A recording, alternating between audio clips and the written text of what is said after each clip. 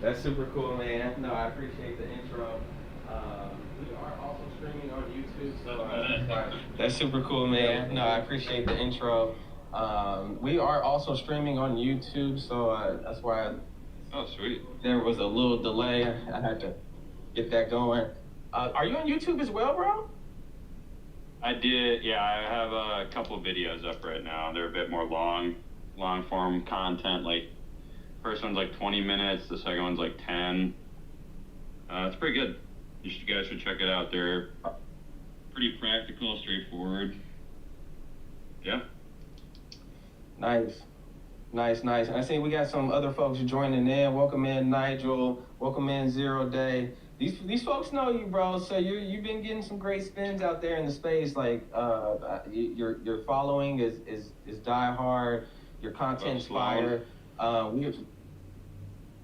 We appreciate you, bro, for what you got going on. So you gave us a little bit of history. Let's break into some of the IT advice. I know that you're helping folks with giving them that guidance, that quick starter, that roadmap.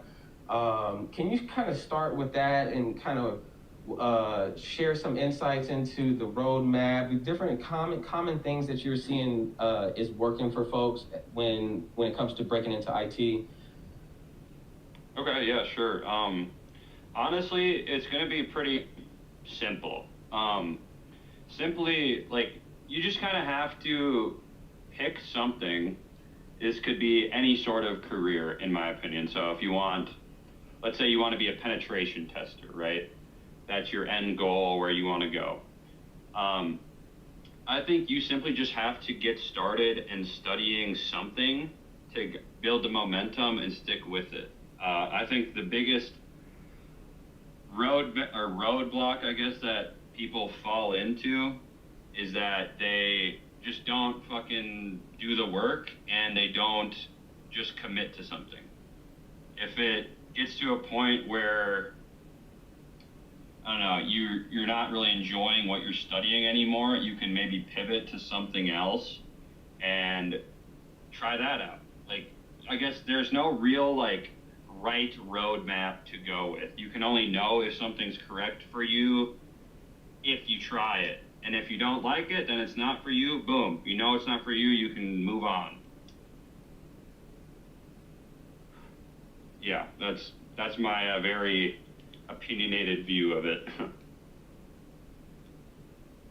I like that, bro, and it's one of the more hard knocks of the views, just because it points folks in a very direct,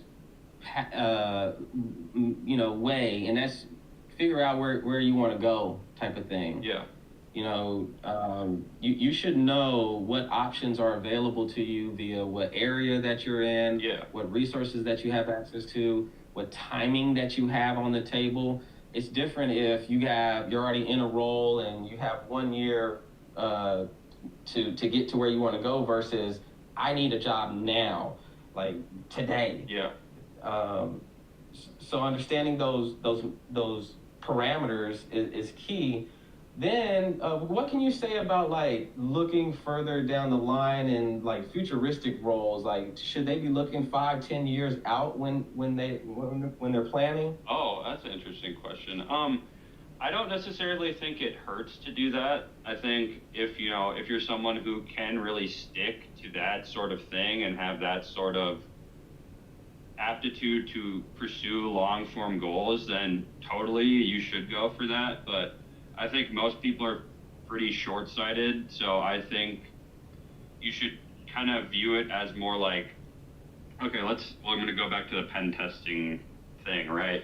So let's say you come from, or you're starting with like no experience, and then you want to get to pen tester, which is like, a crazy amount of experience. I think you should think about it a bit more segmented, right? So let's say if you have no experience, you should focus on getting roles like help desk. Honestly, help desk only, because help desk will make you strong. But then after that, find buffer roles that will fill the gaps in between you and your long goal. So like help desk to SOC analyst, or help desk to sysadmin to SOC analyst to maybe a more, like a lead on a SOC or something, and then penetration testing. Or, yeah. So I think you should have a long form goal, but be able to break that long form goal into smaller, more actionable, segmented parts. What about you? What do you think? I like that.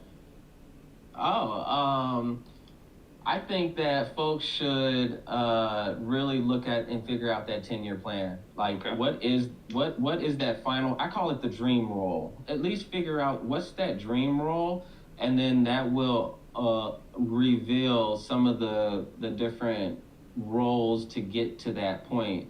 And I recommend folks go talk to people who are in that dream role, and not just one person, multiple people, because yeah.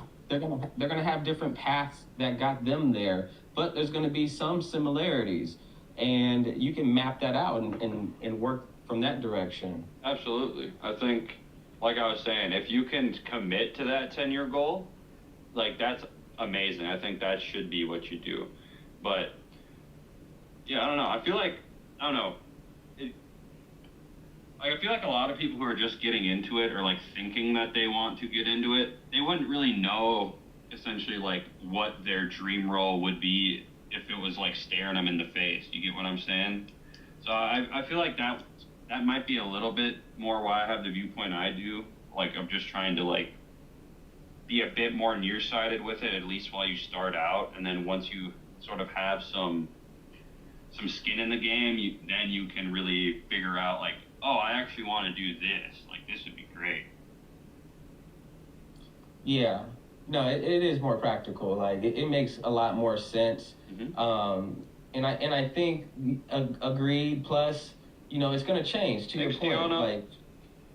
like once you get in there, you start figuring out what roles are available, what other people are doing, what different lanes are out there, what different roles look like when you're working small to medium sized businesses versus enterprise. Right. What they look like when you are at just different companies. It's one thing to work for a FANG company, Mm-hmm. and it's another to work for a small mom and pop. Right. So yeah, I think go ahead. yeah, folks are they figure it out. You're gonna figure it out once you're in the weeds, but Yeah, you exactly.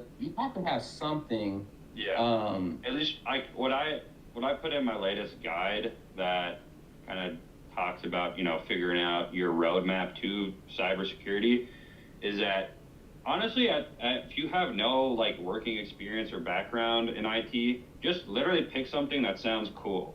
Like, you want to be like Mr. Robot and be a hacker? Okay, your road path, your roadmap is now ethical hacking. So start with that, because a lot of the sort of fundamentals that you'll have to learn for like really any IT job will be taught to you first, and like the line of learning will look relatively the same until you get to like where you want to specialize, if that makes sense.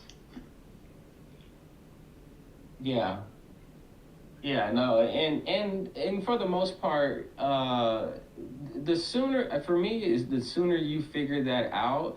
There's a lot of people, a lot of work that's been done out there for pathways, from government websites to Microsoft Learn to you name it. Mm-hmm. And someone's come up with the career roadmap. SANS has a bunch out there. And so the heavy lifting has been done. Mm-hmm. And I think once you educate yourself on, do you want to be managerial? Do you want to be more technical? Do you want to get into cybersecurity? Do you want to stay within networking? Do you want I think we're saying the same exact thing, and I think folks, once they figure it out, it just makes life easier, because then you can go talk. And let's talk about that. Once they figure it out, let's say they figured it out, we'll take two approaches. One is the nearsighted your method, and Farsighted, my method. Yeah. They got the roles in mind. What is the next step? Do you advise them to go talk to people in that space? What's some of the guidance there?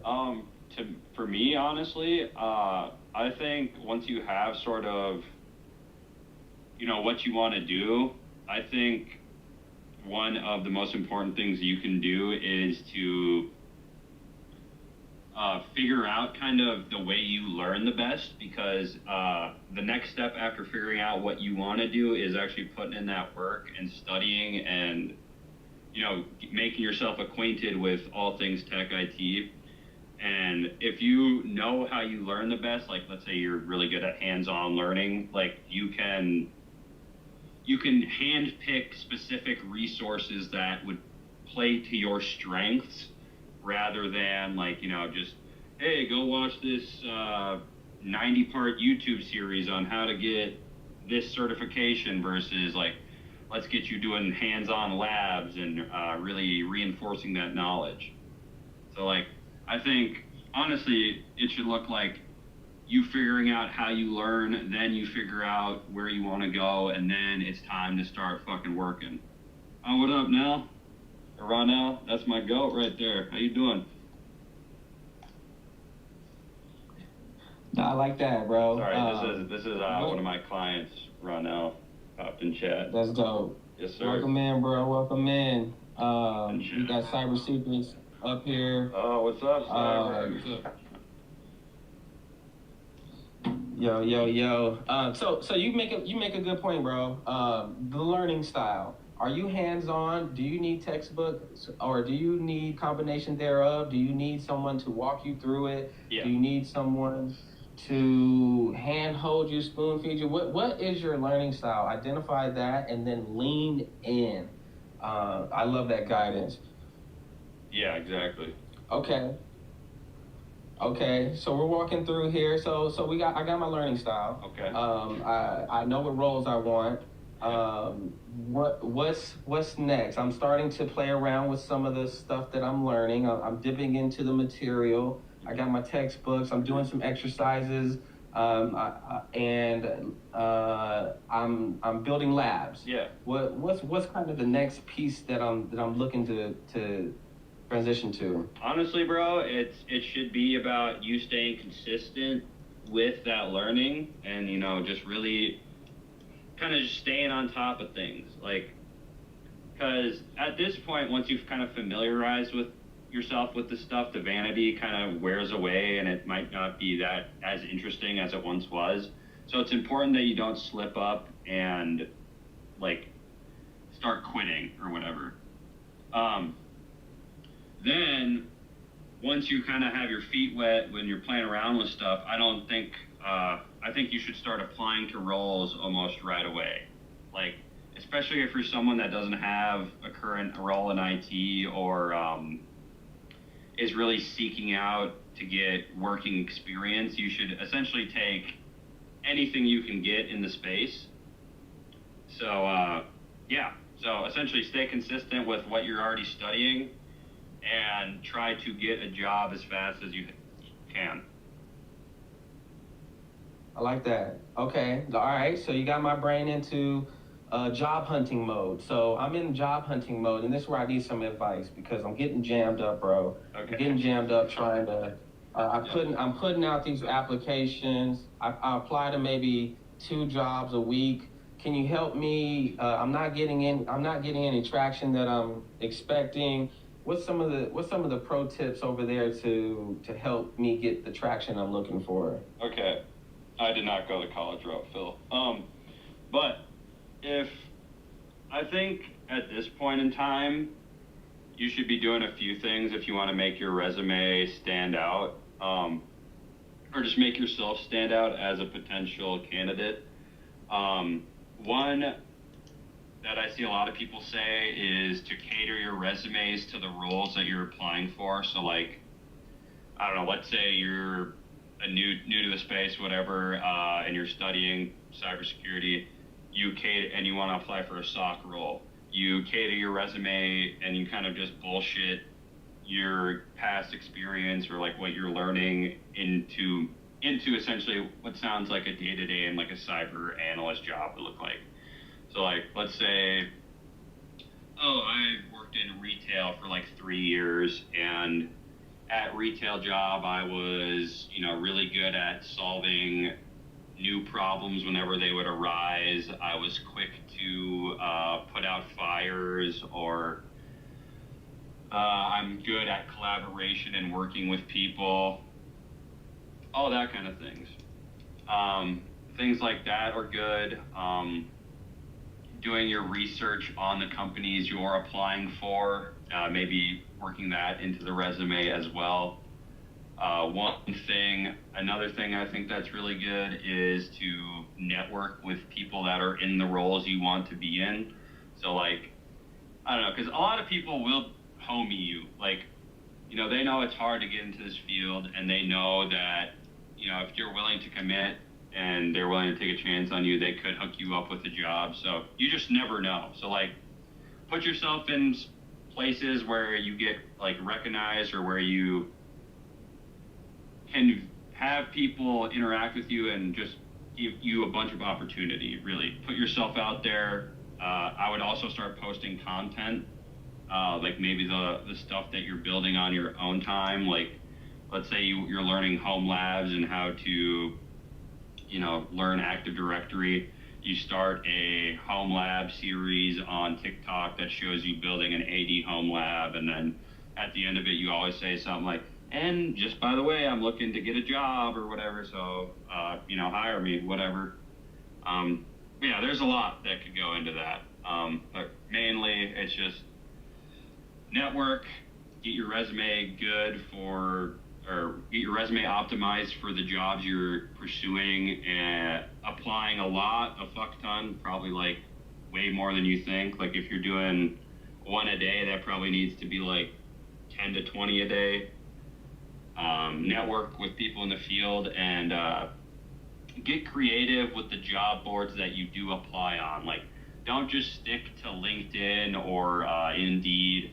You're going to want to, Google some more niche boards. I can't think of any off the top of my head. I could pull it up right now if I wanted to, but there are more boards out there that exist that will show you jobs that you may not have seen otherwise using just the basic LinkedIn and Indeed. Sorry, that was a lot. We could take it a bunch of. No, that was great. That was great. I want to come back to some of those things if we have time, but yeah, let's keep it rolling. Recruiters. Let's say, I'm applying. I'm doing all the things, man. Is there a way that I should interface with recruiters, being a newbie in the IT space and wanting to break in? Like, are you talking about reaching out to recruiters, or like once you're on the phone with them already? Both. Like, what are the best ways to get in touch with these individuals? And then once I'm on the phone with them, how do I navigate that discussion? Okay, so I will say this: I'm not super experienced in reaching out to recruiters. I've had recruiters reach out to me a lot, but I would imagine you would go about it the same way you would network with the people in IT in general. So like, just go on fucking LinkedIn, search like tech recruiter, and look for people like that are in your state or offering remote jobs. Really, it's you could probably do that. You could probably do like a weird jerry-rigged way where you hop on like ChatGPT or Claude and like have it scope out recruiters for you to hit up. Maybe do some stuff like that.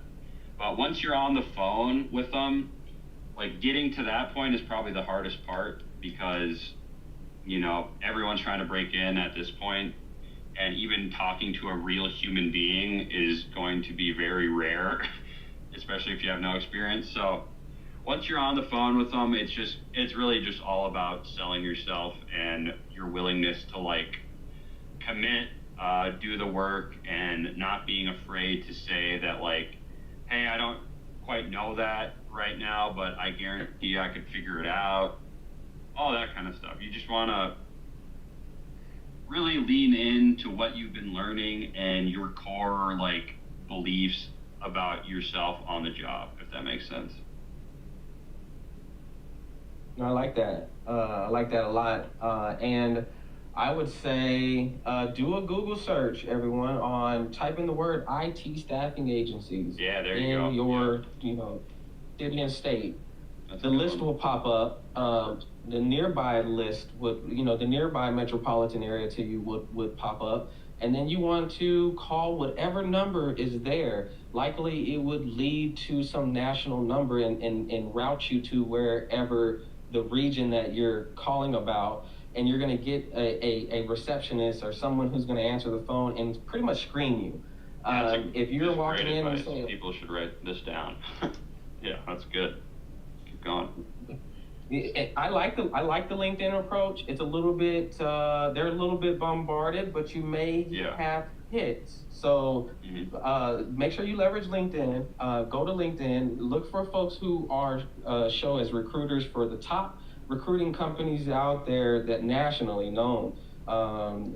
Insight Global, Robert Halves, like the Tech Systems of the world. The list Oh goes yeah, on Tech Systems, yeah, of the bro. known folks. Yeah, just there's a And whole then, shit ton of them, guys. You just have to like literally Google like top 15 tech recruiting companies, and you'll have some shit to work with. Like go on their sites, look for the jobs. Also look for your like local government jobs. It should just be like your state.jobs. That's like if a lot of people want to ask me how I get into IAM, I've noticed there's a fuck ton of IAM roles on these government websites. They could be marketed as like security analyst roles, but you just have to read the fine print. Yeah, yeah. All right, let's pivot over. Let me say one more thing about the recruiters. Show up in person. If you're in Charlotte and you have a Robert Half in Uptown, pull up. Yeah, Make sure you're pulling up with the right. You got your resume ready because you might meet who you're looking to meet. They might have time for you that day. They may not have time for you, but you make sure you come prepared. I wouldn't say you need to be in a full suit and tie, but you want to be presentable. And just in case they have time to share with you. The other thing I want to talk about, bro, is what's your thoughts on managed service providers and working for them? Okay, that's a good question. That's where my first job was actually. So I was I didn't even know IT was really a thing. I started at boot camp, and then I applied for a role at an MSP, and just got kind of thrown into the fire.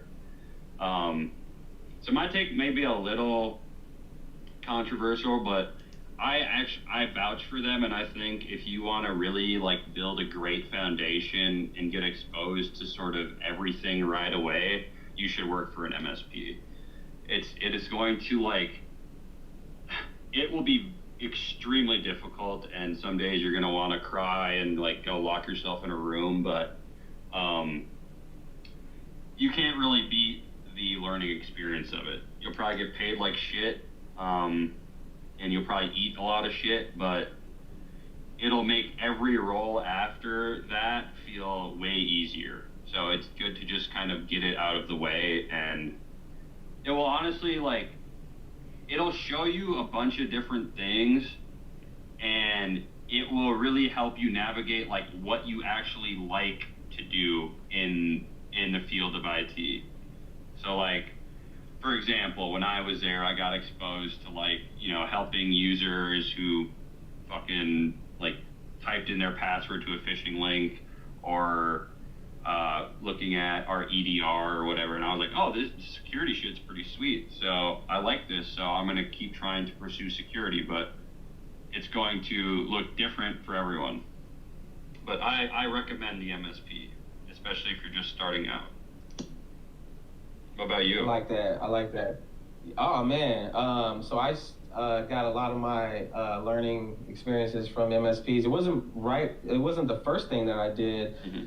But I had some years in the space, and then I went into the MSP space and just sharpened my skills. And like you said, they threw me out there. Luckily, I had I'll say two things. One, I had a manager that was really looking out for my growth and wanted to see me grow and was investing in me, putting me out there, giving me more and more responsibility. And then second, this hiring manager didn't hire me the first time I applied to the role. I applied to the role like 3 or 4 years prior to, and I went through three interviews, and then they ended up saying no. They ended up going with another candidate that was more prepared, that was just had more experience than me. Yeah. And then the next time I interviewed, I was like, I came back in saucy, Yeah. turned it into a whole Yeah, conversation, yeah. did that whole thing. Yeah. It was like, I ended up saying, I'm ready now, right? And then he's like, yeah, man, you got it. Come on. So I promote the MSP space, and guess what, everyone? I walked in those doors, knocked at the front door, and asked to speak with the IT manager Yeah. of that MSP. Yeah. And I got the opportunity to interview. So I promote people to Google MSP, managed service provider, And show or up. IT support. Yeah, in your local area, pull up. Straight Go up. knock on the door. Go ask for that IT manager. And if they tell you no, go down swinging. Offer some free time over the weekend. Ask them if they have any additional backlogged work that you can tap into.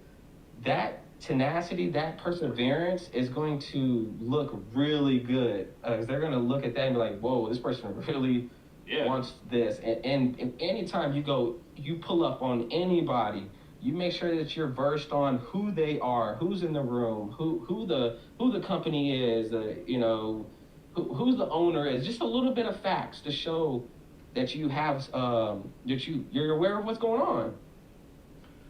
All right, we got a couple of people up here. Cyber Secrets, Farron. I just yanked you up, Cyber Secrets, bro. I don't know if you're able to come off mute, but did y'all have a question by chance, or did y'all want to steer this in another direction? Well, no. I think the direction is great. Like with IT, I was like ranting to my wife earlier today about just some of the changes and what the fundamentals are, right? So you mentioned earlier, hey, you got to know the fundamentals, and no matter what you jump into, at some point you're going to have to be forced to face that. You got to learn X, Y, Z, right? But I think, or I feel like, the fundamentals are changing, right? Like, gone are the days where you could just learn about certain things and then stay in there. At least from my day, right? How do you think the fundamentals are changing, and would you say like cloud is now a part of the fundamentals, or like that kind of stuff is like there's a new set of fundamentals?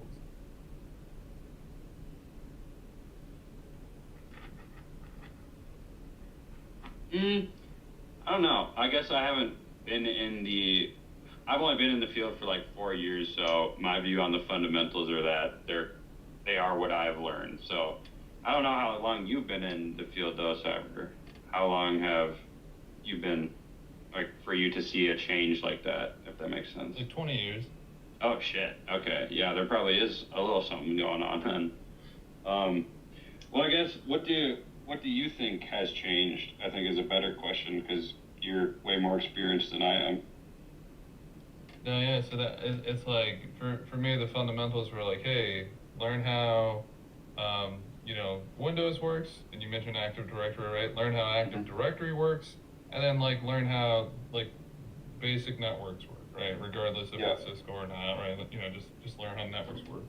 Mm-hmm. Dude, some of the stuff I'm seeing today, or even in like and maybe it's because I'm looking at these more senior roles, like the fundamentals are like, you need to understand how like cloud works, and then you need to understand like DevOps, right? You need to understand these kind of things. And I feel like an old man. I mean, I am an old man, kind of, right? I'm like 40.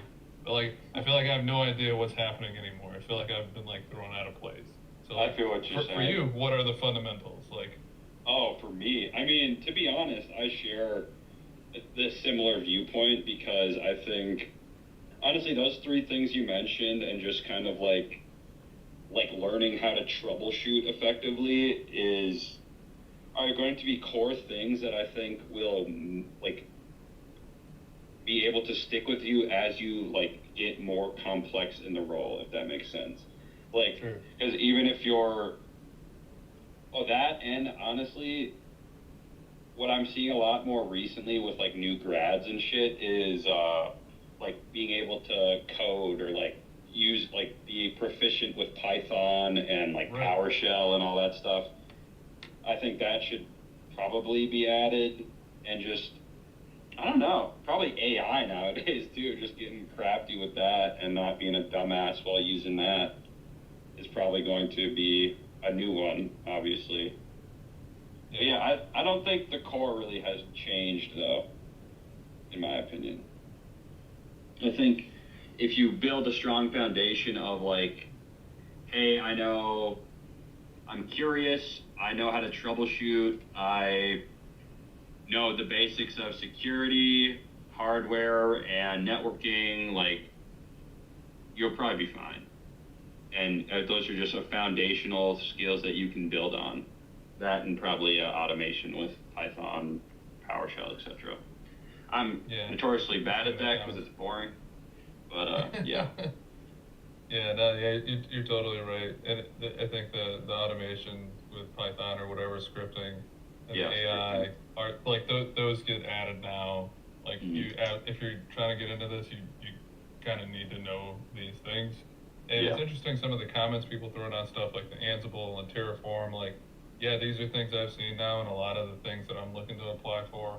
And I'm like, shoot, why didn't I learn that stuff easy? I was at the same boat as you. I'm like, this stuff's boring. I don't need this. I'm not a developer. And now it's like, I feel like I'm not going to be able to get a job without learning.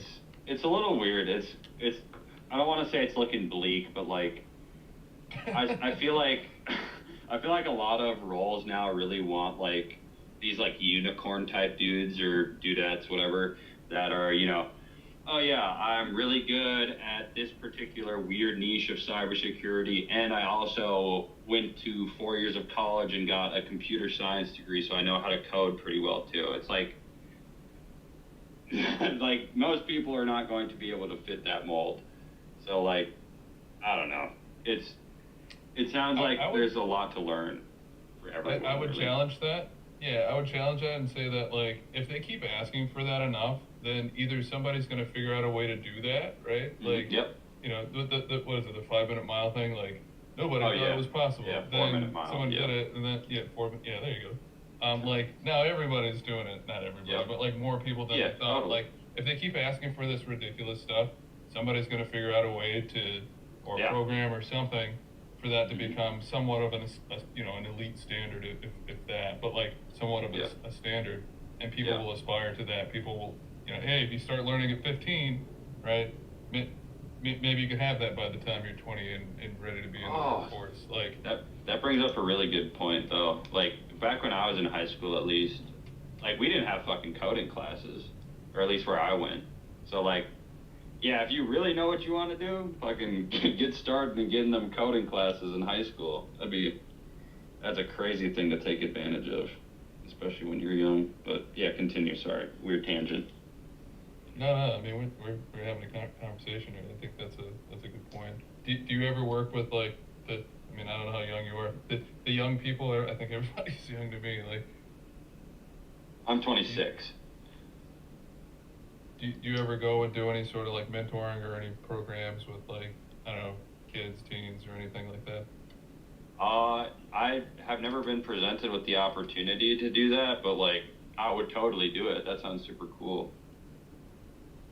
I guess where I'm from, they don't really place too much of a focus on that, or at least like the technical stuff like that, but I would love to do some stuff like that. I feel like that'd be really fun, and I don't know, I feel like if I was exposed to it as I was younger, I would be much better than I am now with it. But yeah. Absolutely. What about you? Do you ever get to mentor or like that? Yeah, every now and then. Like I got my start when I was 14, and so when I was 14, I was like basically teaching at a computer lab, sweet. Like a Boys and Girls Club. And then like in my like adulthood, I guess, like I've helped out with places. I forget the name of the program, but it's like kids who are on the verge of like going to like juvenile detention centers and stuff, and now they're like separated from the general school public, and it's like they're trying to show these boys like, hey, there's stuff you could do with trades, there's stuff you could do with IT, and I've taught a couple of that's awesome. courses, with those kind of groups, like, hey guys, let's check out cyber, and we did a competition. I think the Air Force does this like competition thing, and I've helped them out through that program. Dude, that's got to be super like fulfilling. It is. So, I need to get on top of that kind of shit. That sounds cool. Go do it, man. Yeah, I might, dude. I gotta figure out where near me does that. Oh, actually, hold on. All right, I got a question. Yo. Oh, yeah, go ahead, Alex. No, you're good. Not really relevant. Go for it. Okay, I'll keep us on track here. So, and I know we have Farron up here too. But let me get us going.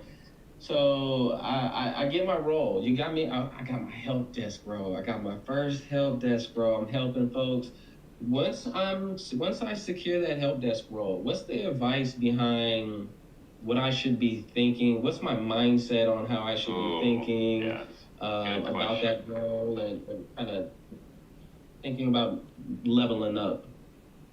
Okay, I love that question. So it starts with what do you want to do? Do you want to coast or do you want to level up? I feel like if you watch videos on IT and if you're in this live, you probably want to level up. So what you're going to want to do to make the most of your help desk time is just get your hands in any place you can get them into without sounding sus. Like, take advantage of every learning opportunity you can do at the help desk position and really maximize the, like, I guess everything you can cover. You're going to want to, number one, try learning as much as you can, however you can. So this will look like, you following documentation, you bugging your peers at that job and asking them to teach you how to do that kind of stuff. And really just kind of plunging into the unknown. Like, if you get a ticket assigned to you and you're like, I really have no idea how to do this and I'm a little scared right now, you need to keep doing the ones like that, because that is how you will like level up very fast and get you out of that help desk role as fast as you can. Like, help desk should always be a stepping stone unless you just really, really love it, if that makes sense. Like, essentially, take advantage of everything you can and move pretty fast. That's my advice for help desk. I'm interested to hear your opinions on the matter. Yeah, I like that. I would say be the best. And this the route that I took. When it comes to be the best, it's whatever metrics they understand the metrics that they're gauging and try to excel. And make sure that you build up your interpersonal skills. That's where you're gonna have a lot of opportunities with people coming to you with a lot of frustration. Yep. And being able to manage their expectations, even if you kind of think you have a solution in place, just doing due diligence to ensure that the end user, end client is taken care of, and would give you that that high survey score. If you strive for that, lean into your leadership, lean into the folks around you, lean into other departments as well. Like, if you show interest when you're taking those breaks and you're on the water cooler, strike up conversations with those folks that are in the networking space, that are in cybersecurity, that are doing working on tooling that's dedicated to what they do. That's all they do. Ask them questions, be inquisitive. Yep. And sparking up that interest, add them on LinkedIn, have conversations, check up on them, be authentic and genuine. And I think that when your interpersonal skills are there, you're great to be around, you're a great culture fit, and you have the skills. Oh, people are going to be looking to pull you, push you, and get you into other spaces within the org. But then as you climb and as you get these opportunities, take them. I'm like Alex. Like, it may be scary, but you have to believe that that organization has your best interest to a degree, and wants to see you grow, especially if you get good management. Like, I've been lucky and fortunate enough to always be in a place where I had leadership that was Awesome. always working with me, always there for me, and different leadership styles. Giving me a lot of rope slack to hang myself, or keeping it real tight, and it's got to be this way, Nate, and can't be, nope, you did it wrong. Like, and then I learned from both of those leadership styles. Yeah, that's great. I think also, I got this one comment, like, I think a couple months ago now, but it was like from this director of IT who's been in, IT for like 30 plus years.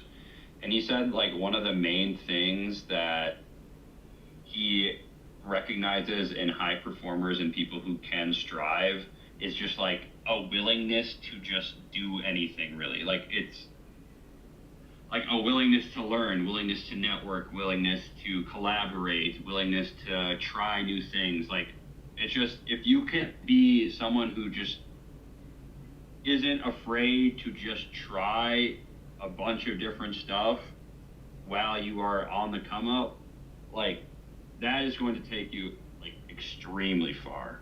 And also, another thing I wanted to mention, when Nate was kind of talking about sort of setting your foundational skills for like your interpersonal skills, I think it's a great tool to kind of just be also observant of the people that are around you, and like the ones who you want to be like in the future. So, like, let's say you work at, in an office where there are some techs here, there's your boss over there, some other leads, whatever. I don't know, just like observe them. Like, what do they do on a day-to-day basis? Are they, studying this time? Are they on the calls? Like, how do they talk with each other? What are they talking about? Like, be kind of a narc, or like not a narc, but like, just observe and learn, and then try to mimic. Yeah, I like that. What you got, Farron? Yeah, definitely, man. I just want to add on to the fact that you're saying go out and try stuff and be personable and just hit the streets, just like beat the pavement up, man. Yeah. Just like today, I went to an event, and it was in Aiken, South Carolina, where they had it's called the Innovation Exchange. So a bunch of government officials, DOD, DOE, nuclear facilities, all kind of people, like government official type of jobs, and just built around cybersecurity, AI, and me, I'm a personable guy, bro. I go out and talk to people, man. I don't care who it is, where they at. It don't even matter. And just by me doing that, I ran into one of the hiring managers and the human resource managers there, and chopped it up with them, showed them, hey, I did apply for this job. Okay, cool. We gonna look at your application. Just that easy. Exactly. So, you see what I'm saying? So basically, that's why I say it's like old school grinding. It's just like, cause I did music for a long time, and one thing I learned in music was you can make music, you can go in the studio, make the music, but you still have to beat the pavement with your CDs or with your flyers or whatever you have. So it's the same thing in any other industry. It's just the framework is a little bit different.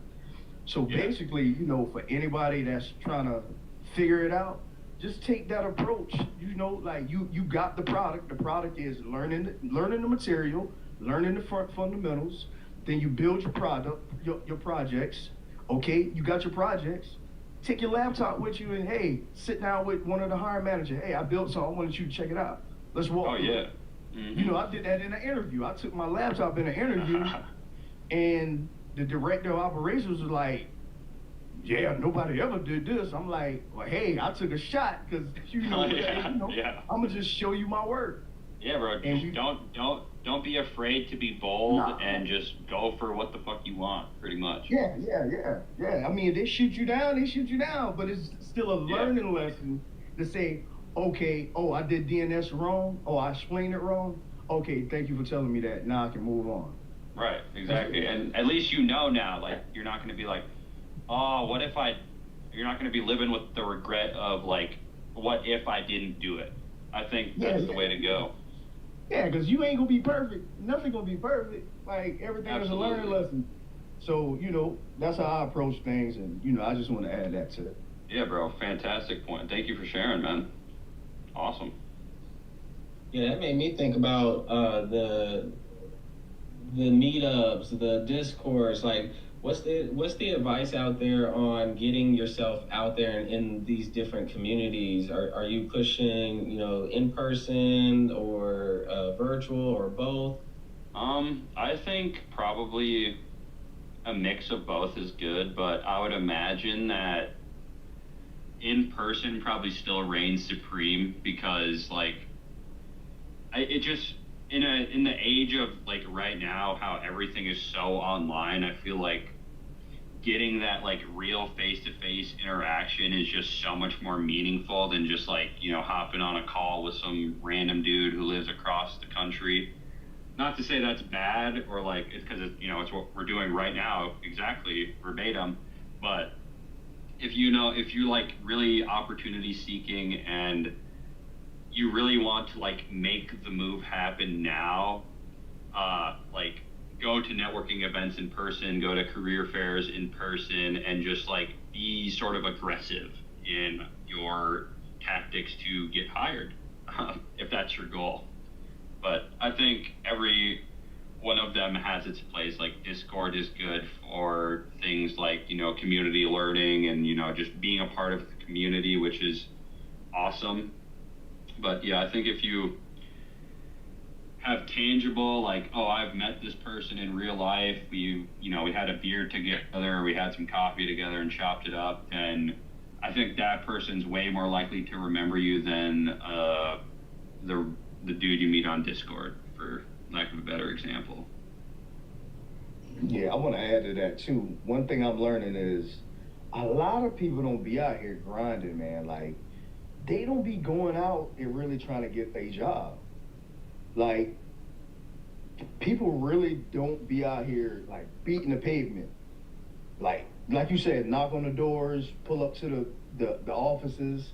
Yeah, that's like an old school tactic. Very old school. Because back in the day, you know, that's how you had to get a job back in the day. Like, I'm a little bit older, but I still know the ins and outs to the new ways of getting jobs and the old ways. The old ways, we'll beat the pavement, paper applications, pull up to the job, slide it under the door, or sit outside and wait to go to the job early. Oh, that's the hiring manager right there. Pull up on them, give them an application. That's how it was back in the day. So, you know, I think that, you know, people that's coming in, and like myself, I'm coming in, I'm new, but I just think my different approaches on how I actually move and how I make my contacts and build with people. So yeah, definitely the old school way, just pull up on them. Yeah, like if you're like I don't want to say extremely desperate, but like if you are not getting jobbed, like you're not getting interviews, you're not getting anyone viewing your resume, like this is where you want to listen to Farron and just like pop in. Like, it's, especially at this day and age, it'll be extremely bold for you to do so. Like, you might show up and they might tell you immediately, like, what are you doing here? Get out of here. You should apply online. But like, that is going to give you a leg up than just some like random dude who submitted an application in a different state. Like, if you can be like, hey, I submitted this application and I'm standing right here in front of you right now. Can we talk about this job? Like, I think your chances of success go way up than if you were just to sit passively and wait for someone to respond to your LinkedIn message. But yeah, like most people won't do that. That's So fire. they'll set you out. That's And fire. another thing, people skills. Yeah. You got to Mhm. have people Oh, yeah. skills, because if you do something of that sort, you got to be able to go there and be like, hey, can I have about 5 minutes of your time? Yeah, you gotta stand on business. I know you about to kick me out. I know you about to kick me out of the parking lot, but I need about 5 minutes of your time right quick. That's Yeah. it. Just Maybe be bring humble. the receptionist like a little bacon, egg, and cheese and a coffee or Yeah. something. Yeah, be nice, you know. You got to be nice, man. Yeah. Yeah. Yeah, you're thinking outside the box. And you're gonna have to be creative. Is what we're saying. Absolutely. You be authentic. At the end of the day, you want to be yourself. But speaking of the aggressive piece, okay, let's go back to I'm applying, and I sent out this application where I just know I'm a good fit. I know I'm a good fit. It's a local place. I'm here. I'll go in person. But no one's called me. Mhm. Am I calling them eventually to follow up on my application? How local are we talking? Same city. No, you just pull up at that point. I mean, like, I think you could call, but like, I think the direct approach of just showing up would be so much more, just bold, and people remember bold. Like, you know, I don't think necessarily calling to follow up is like wrong per se, but if you want to get more success out of what you're doing, then I would just show up. No questions about it. I'm agree with you, bro. The thing is, when you show up and you bring that real reality Yeah. component into the equation, they are now associating a real human Yeah, face yeah. to a name. Mm-hmm. And if you come with your elevator pitch, you come with your resume, you're coming correct. You don't have any stains on your clothes to the best of your abilities. Yeah. You know how things happen, but Yeah. get yourself together. Get Mhm. yourself cleaned up. Give you a nice little shave if you shave, or make sure your hair is right, all that good stuff. And you shoot your shot, Mm-hmm. and you might miss. Guess what, everyone? You might No, miss. well, scratch it. You will miss. It's part of life. You will miss, but sometimes you won't miss. And then good things happen.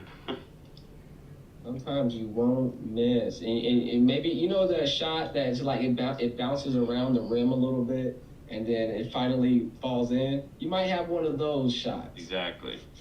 A little rough around the edges. In fact, I would say that there are hiring managers that have been openly expressing that they are big into looking for culture fit, meaning they are looking for folks that want to be there, that understand the mission within the organization, that have a good fit with the other folks that are already working there. Yeah. So it's not always walking in, making a linear path to. Make sure I do all my certs and training, and then I'm gonna go to that knock on that door. No, Just do go. what I did. Just go. Just go. Yeah, Knock on exactly. that door. Get shut down, and then go next to the next place. And you're not harassing anyone. You're going in with the right attitude as far as I'm eager to learn. I want to be here. I did some research. I love everything that that you all are doing. I found this latest news article about XYZ. Bring something relevant to the equation, Mm-hmm. and they love that. Well, yeah, they come out of it. I think it boils down to just like don't suck to work with. Like, don't be someone that is just, I don't know, that doesn't contribute your fair share and is hard to interact with. Like, you should be someone that is trying to be personable, trying to, like, make friends with your colleagues. So, because, you might not like having work friends or colleagues at this time, but down the line, if you have that person in your back pocket and you need a job, like, you might be able to hit them up and be like, hey, it was awesome working with you, and they'll remember that you were awesome to work with, and you can leverage that. Like, yeah, just don't suck, really. That's funny. All right, everyone, we're about 5 minutes away or less from getting on out of here for the evening. I know we could go all day on this and hit multiple topics, but we do have to shut it down.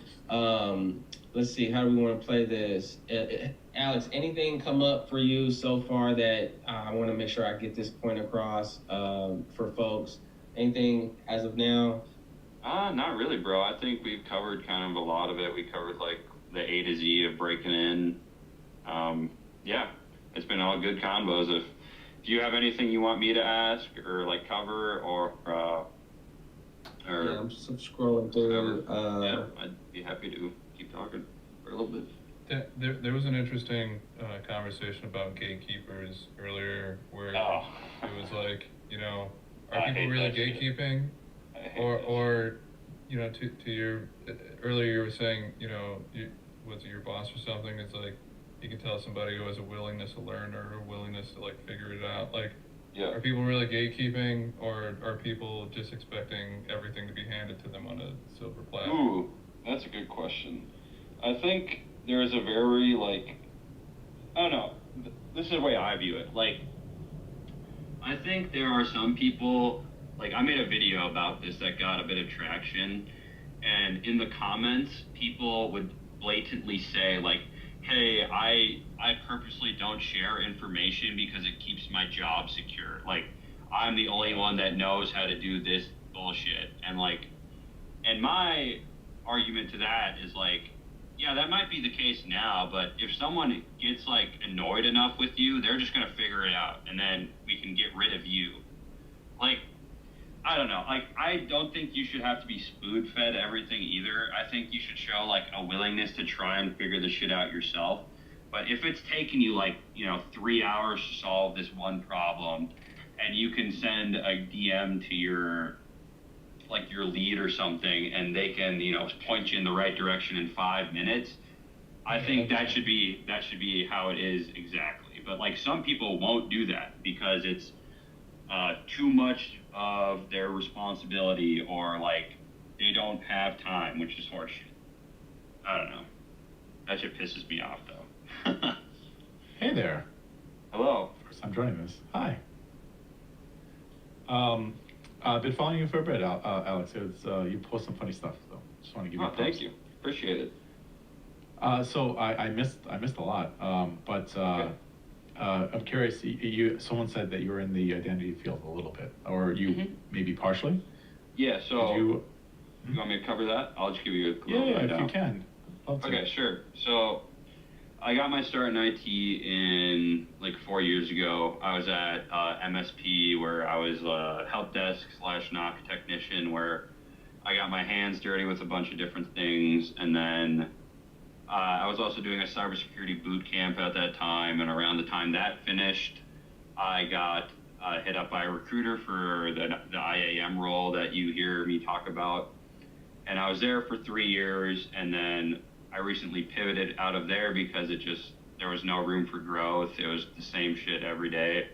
And now I work for a smaller company. I do IT support and some digital marketing stuff, and I'm liking it. But to dive a bit more into the IAM role, I was pretty much just like an account rat. So I'd be making the accounts, I'd be setting the permissions, I'd be making security groups, group policy stuff. I was also an email admin. Yeah, it was nothing super in depth. I wasn't like an engineer by any means, but yeah. Oh, okay, cool. Well, I mean, was there any? Did you feel there was like no place to go from like that type of position to like more like the architecture side, or would you ever get into the architecture side? Curious. Oh yeah. I think IAM's a really cool field, and there's so much to learn in it. But just at the role I was at, like the main engineer was there for 10, 12 years. He had a pension. He was never leaving. Same with my boss. Like because there was it was for the Department of Corrections for my state, so it was a government role, and yeah, there was no shot okay. people were leaving. So I was like, yeah, I can't even get an FTE position. I was a contractor at the time, so I had to get out of there. It was Yeah, just that makes sense. too stagnated. Makes sense. Yeah. What about You you? thought about going back to identity space? So I'll give you a little bit about my background. So I've been in tech, done now for 15 years. First 5 years I was desktop support, Yeah. and then you know, not the call center kind, like the boots on the ground ish, you know, if you will. Okay. Sweet. And I've always worked corporate and enterprise. So I work, the company I work for is like 40,000 people more or less. Oh, wow. So I worked in desktop support for the first 5 years, and then I got super lucky. Somebody on the core infrastructure team was leaving, and this is one of those things that's like you got to take the opportunity when you have it, Yeah, because sure. like you said, these folks don't typically leave their roles. They Yeah, stay. most even definitely. in enterprises, you know, they stick around. So Oh, yeah. got super lucky. I had already like worked with that group. I had done like racking and stacking. At the time was we moved to Exchange 2010. That was when this position opened up. So Okay. we migrated from like 2003 to 2010. So yeah, I also have the messaging background a little bit too. Sure. So in the last 10, I've been doing, started with core infrastructure, messaging, I do a ton of M&As and tenant consolidations and things of that nature. A lot of scripting, I can't say that word. If I say the shell word, for some reason I get strikes. I don't know why. And Really? I don't want to hurt your life. Yeah, I know. I used to do like on here PowerShell videos, and for whatever reason they won't let me post. How to build an array or something silly. Really? I mean, I said yeah, I PowerShell know. a million times earlier. It's some sort of automated Whoopsies. thing. Yeah, it's like an ongoing joke with my account now.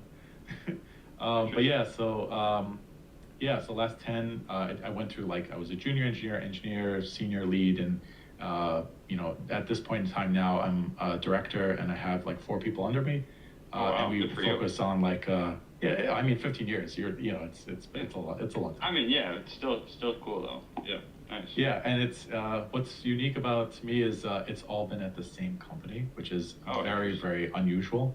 Yeah, for sure. Because you hear people hopping around. So, but it's same technical company on paper maybe, but I feel like the regime has changed like every 4 years. So it's Oh, okay. very different. So now I do identity architecture. So like I own the identity provider, Active Directory, M365. Okay. We handle all identity for the workforce and stuff like that. So that's a little bit about me. Sorry, I don't Nice. want to go too much.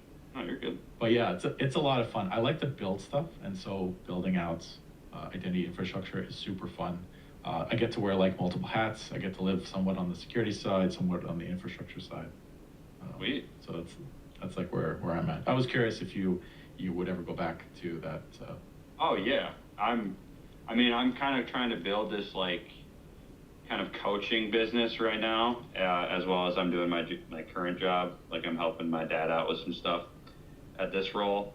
So probably not in the super near future, but I would highly consider going back into IAM because I think I like how a lot of the time, or at least for me, it was generally pretty laid back work. You didn't there was never really crazy, you have to get this done now, otherwise, the whole world's gonna end.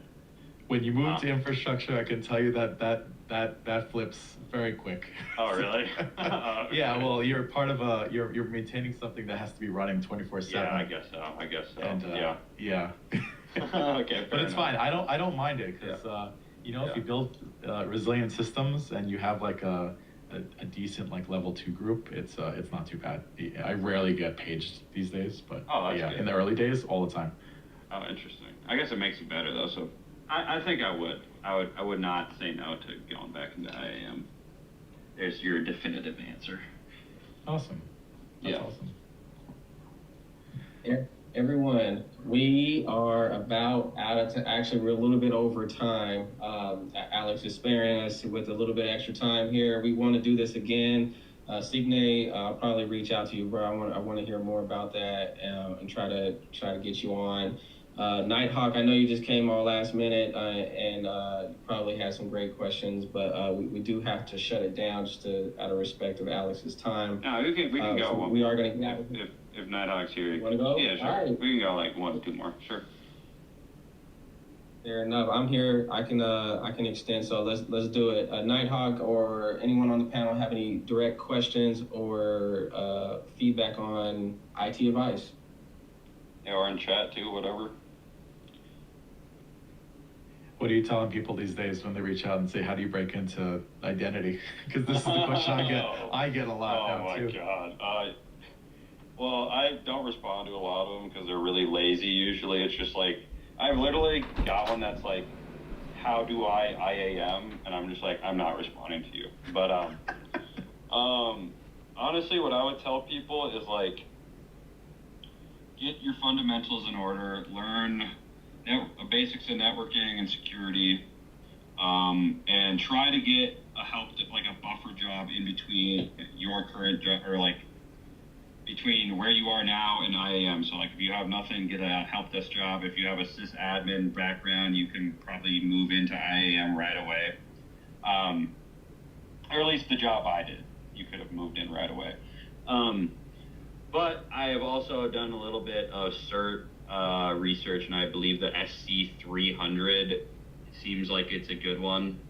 And I would also urge people to get familiar with like, you know, maybe building your own AD lab and like learning Entra related things on your free time, because you can do it pretty cheap and it will show that you have hands-on practical knowledge, and that is good. And also look at government roles in your local area. Like look for government IT jobs, because I've seen a lot of IAM jobs in that space. What about you? That's the Tiana responded. You're totally the good one, Tiana. Don't worry. I wasn't saying anything bad about her question or their question earlier.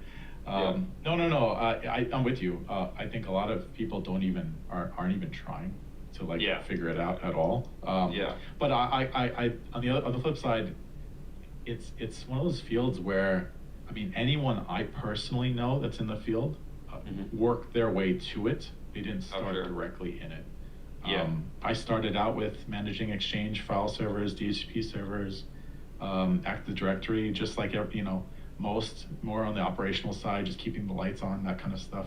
I learned a ton, right? You're learning about firewalls and network routing and all the fundamentals, because you have to. I can't tell you how many calls I've been on where I'm troubleshooting a storage issue, or I'm troubleshooting an IIS web app or something. Like, I kind of have to know a little bit of everyone's kind of role in a big IT group. Because a lot of times I'm just trying to help out and either prove that it's not my issue, or it's not DNS, right? Is the thing, right? It's not. Yeah, DNS. that's the meme. Yeah. So it's but then I'm jumping in at that point, just trying to help out. But honestly, I love puzzles, so it's been fun. It can burn you out quick. You're definitely got a lot of stuff going on. Yeah, if you don't regulate and kind of control your urge to problem solve, it will definitely burn you out real quick. You gotta spend your time on the right ones. It's true. It's absolutely true. Usually I'm on camera. I have a cold right now, so that's why I'm not on camera. Oh, you're good, man. Don't worry about it. No problem. It's always DNS, Nighthawk says. Part of the problem. I'm just kidding. Oh man, you got Ed on here too. Got a whole bunch of people. Sorry, go ahead. Oh, you're good. I wasn't talking. I'll toss a question. What about, we talked a lot about troubleshooting and taking some time to figure things out, breaking things. So any advice on how to best deal with, hey, problem solving, you're running into an issue, you can't resolve it. Is it just go ask the next person? Is it take a break? Or what's the guidance there? I think I'm a firm believer that you should try to own your problems first. So like, I don't know, I think everyone in the field has like their own kind of set of internal checks that they do in their troubleshooting process, like, the basic shit, And once you go over it and play with it, and if you still can't figure it out, next it's time to use the resources that were created by you and your team to help you out in this situation. So like use SOPs, go read documentation on Google or Reddit, AI, check previous ticket history. Just try to solve the problem before you reach out to someone. Because then when you are reaching out to the person that will probably know how to solve it, and you can present them with the information you've already conjured up, like, hey, I did this, this, and this, and I'm still stuck, it's still giving me this problem, do you have any guidance? Like, that person who is smarter than you, quote unquote, will be able to intake that and probably be able to guide you in the correct way, like instantly, or like within 5-10 minutes, because you know they probably dealt with it or something similar before, and you just needed to get pointed in the right direction. But that being said, I think once you start solving a lot of problems where like you have to really do some detective work, you'll kind of be able to recognize right away, like, hey, I know this person on my team is like really, really, really good at this and would probably be able to help me answer this in like 5 minutes. So you just send him a quick Teams message. And if he can help, he can help. If not, then, you know, back to the problem solving you go. What about you? Yeah, so I'll try to figure something out and try to break it and break my brain and have to literally rest overnight and then reset. Usually when I've given a like that one more, I'm just gonna try this one last step before I quit. Yeah. I usually figure it out. So it's like I almost have to push myself all the way to that edge before I solve something complex. Yeah, sure.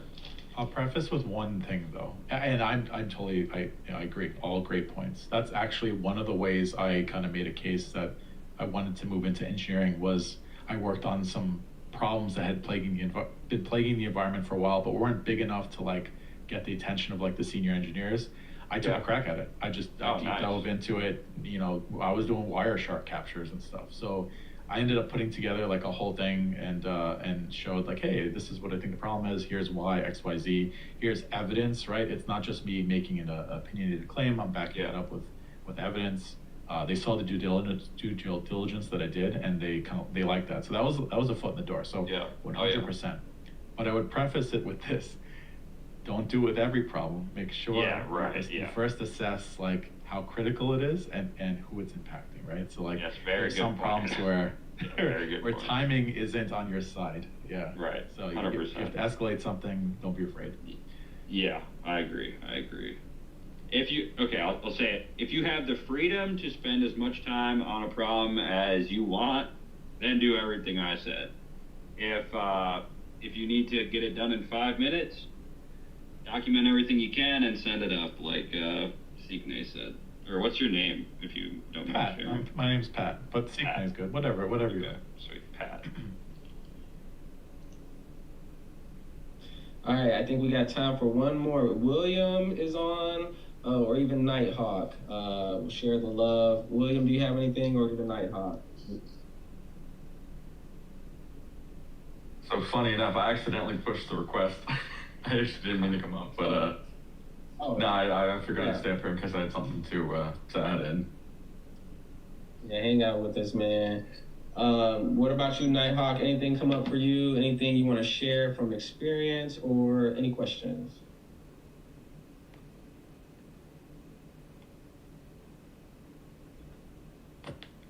If we don't get Nighthawk, what you got, Joel? Hey guys. So I come from a non-tech background. I work in IT now, coming up on 2 years. I feel like my degree, my non-tech degree is holding me back a little bit just by applying to some other jobs to be able to get a higher position. Do you guys think it would be worth to go back to school, either for a master's and try to, get that HR filter at least checked off? or should I just work on projects, home labs, things like that, and build experience? My instant sort of answer for you is that you should probably just focus on the hands-on learning side of things, because one, college is like going for more college is going to be extremely expensive, and honestly, you can probably get more out of like doing practical hands-on labs and projects at home than you would out of college. Like, I think, or at least in my opinion, I think when recruiters are scanning for resumes, they just see like the college degree as a college degree, not necessarily like, oh, it's a college degree that majored in XYZ. It's just degree. So I think it would be cheaper and more beneficial and probably faster for you to just like figure out the next step and where you want to go career-wise, and do projects and maybe a couple certs that align with that, if that makes sense. Yeah, absolutely. Thank you. So I got some as well. Go ahead. I guess something I can add in there, because I had to face that exact same problem. So I worked for Boeing over at Kennedy Space Center, and I originally got in as a contractor, where my degree or lack thereof didn't matter. My degree, actually, I do have a business administration degree. And when they went to convert me to a full-time employee, they stopped me and said, hey, no, you don't have an engineering degree. And so actually I went back to get it, and about 6 months later, they changed that policy that they didn't require that anymore. So I would say, honestly, like I wouldn't hold your breath for it. It's not really worth it. Unless you really want to go into defense or like GovTech, that's really the only reason I would ever bother with it. And even then, no, like they're changing the requirements all the time. So it just depends. Yeah, it is definitely like I think I wouldn't do it unless like your employer was like, hey Joel, if you go back to school and we pay for your school and you will get a promotion after this, I wouldn't do it, honestly. Does that make sense?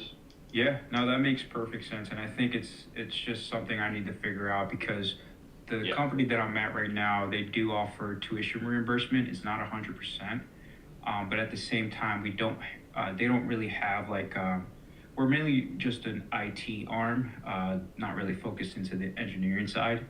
But William, I appreciate your background there and some of your past experiences. I think that's super helpful to kind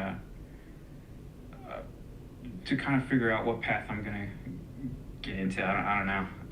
I'm kind of stuck, and I know like the fields right now between IT and computer science is very competitive, and I don't know if I should like maybe try to upscale or like go back to school and things like that. So I'm kind of stuck between right now. But yeah, bro, I think what would benefit you, honestly, if you want my unsolicited advice, just really sit down and spend some time thinking on where you want to go, man. Because, like, that's not something that we can really think about for you. It's something that you're going to have to come to terms with on your own. And once you have a bit of clarity in where you want to go, then just go at it with 110%, I think. Cool. Thank you. The only other thing I would add in is, if you were to decide to go back, I highly recommend WGU, only because you get a degree and certifications at the same time. Yep. So you kind of hit both with hit two birds with one stone. So but again, I unless it's absolutely necessary, I wouldn't make it like an absolute necessity. I agree with William. WGU is definitely the shit if you do want to go back. You can also ask your company. Sometimes tuition reimbursement doesn't always have to apply to college. You can use it sometimes for courses too, like a 1 week course on, I don't know, Exchange or something, Microsoft Exchange or Active Directory or whatever you got local to you. Ask, definitely ask and see if you can apply it, because sometimes you can. Yeah, see if they'll get you some SANS certs. That'd be nice. But yeah, I agree. Everyone here, I would not go back as somebody who looks at resumes and after that passes the HR kind of filter. I'm not looking really at the degree. I'm looking at like stories and the wins you have under your current role or past history or projects. If you can list out something you accomplished that that had some sort of impact like that. Those are things that stand out. Appreciate the advice. Yeah, that's super helpful. Thank you, guys. Yeah, no problem, man. Yeah, and Joel, another thing is the mentorship piece. There are coaches out there. If you're entering into a coaching engagement, you'll probably be looking to invest in yourself and pay some dollars. But if you're looking for some mentorship, you're likely leaning on an individual that has a little bit a pulse of your personal life and a little bit more details than you shared, and that could better help guide you and give some guidance there. And I always encourage folks to have a mentor who's kind of the veteran in the space that you want to be in or that you're currently in, and then also someone who's kind of more not veteran status, but maybe a couple years ahead of you. So talk with them, chat with them, solicit their guidance as well, and make that big boy decision. Yeah.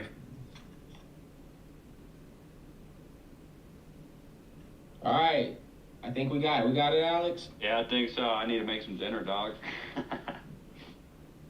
Let's shut it down, y'all. Hey, look, everyone, take some time to follow Alex. He has phenomenal content on his page. He's on Instagram as well. Follow everyone that's on this panel. Everyone has something to offer here. Check out my page. There's other guests coming through. Alex, thank you so much for being the special guest for the evening. Yeah, bro, thank you. Crushed it. You gave us a lot of numbers. We will be in touch. I think we need a part 2 with you, bro. All right, bro. All right. Part 2. All right. Yeah, we'll chat. All right. I appreciate it. Yes, sir. Thank you again for having Thank me, you, guys. everyone. Have a great evening. Peace out, y'all. See you next time. Yep.